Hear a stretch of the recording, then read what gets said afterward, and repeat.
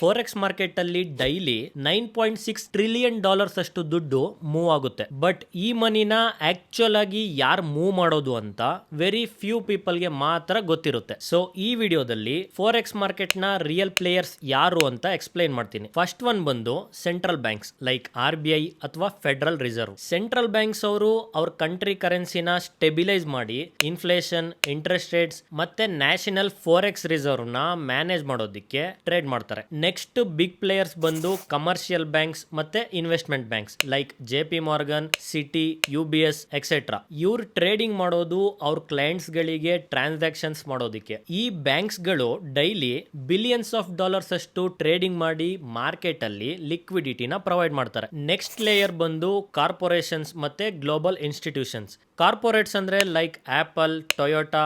ಇವರು ಬೇರೆ ಕಂಟ್ರಿಲಿ ಇರೋ ಅವ್ರ ಸಪ್ಲೈಯರ್ಸ್, ಮ್ಯಾನುಫ್ಯಾಕ್ಚರ್ಸ್ ಅಥವಾ ಎಂಪ್ಲಾಯ್ಸ್ ಗಳಿಗೆ ಸ್ಯಾಲರಿನ ಪೇ ಮಾಡೋದಕ್ಕೆ ಕರೆನ್ಸೀಸ್ ನ ಎಕ್ಸ್ಚೇಂಜ್ ಮಾಡ್ತಾರೆ. ಮತ್ತೆ ಹೆಡ್ಜ್ ಫಂಡ್ಸ್ ಗಳು ಬೇರೆ ಕಂಟ್ರೀಸ್ ಅಲ್ಲಿ ಕ್ಯಾಪಿಟಲ್ ನ ಇನ್ವೆಸ್ಟ್ ಮಾಡೋದಕ್ಕೆ ಕರೆನ್ಸೀಸ್ ನ ಎಕ್ಸ್ಚೇಂಜ್ ಮಾಡ್ತಾರೆ. ಅಂಡ್ ಫೈನಲ್ ಲೇಯರ್ ಅಲ್ಲಿ ಬ್ರೋಕರ್ಸ್ ಮತ್ತೆ ರಿಟೇಲ್ ಟ್ರೇಡರ್ಸ್ ಇರ್ತಾರೆ. ಇವರು ಶಾರ್ಟ್ ಟರ್ಮ್ ಟ್ರೇಡ್ ಮಾಡ್ತಾ ಸ್ಪೆಕ್ಯುಲೇಷನ್ ಮಾಡೋದಕ್ಕೆ ಫೋರೆಕ್ಸ್ ಮಾರ್ಕೆಟ್ ಅಲ್ಲಿ ಟ್ರೇಡಿಂಗ್ ನ ಮಾಡ್ತಾರೆ. ಸೊ ಫೋರೆಕ್ಸ್ ಮಾರ್ಕೆಟ್ ಈ ತರ ಡಿಫ್ರೆಂಟ್ ಟೈಪ್ಸ್ ಆಫ್ ಪ್ಲೇಯರ್ಸ್ ಗಳಿಂದ ಫಾರ್ಮ್ ಆಗಿರುತ್ತೆ.